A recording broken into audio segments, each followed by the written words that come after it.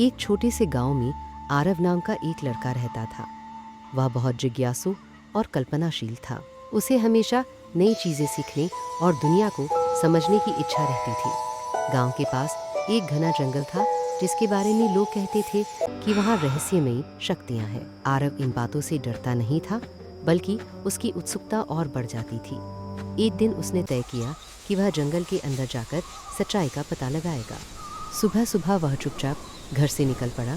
जैसे जैसे वह जंगल में आगे बढ़ता गया, पेड़ घने होते गए और सूरज की रोशनी कम होती गई। अचानक उसे एक अजीब सी आवाज़ सुनाई दी।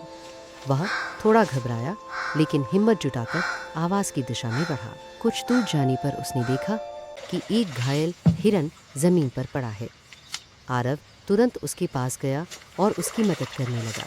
उसने अपने पानी से उसे साफ किया और पास के पौधों से पत्तियां लाकर घाव पर रखी। धीरे धीरे हिरन उठ खड़ा हुआ और उसकी आंखों में जैसे धन्यवाद झलक रहा था। तभी जंगल में एक हल्की चमक फैली और एक मधुर आवाज सुनाई दी। तुमने निस्वार्थ भाव से मदद की है, इसलिए यह जंगल हमेशा तुम्हारी रक्षा करेगा।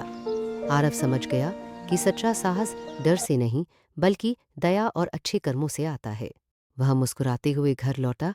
उस दिन के बाद से गांव वाले उसे केवल एक जिज्ञासु लड़का नहीं, बल्कि एक बहादुर और दयालु इंसान मानने लगे।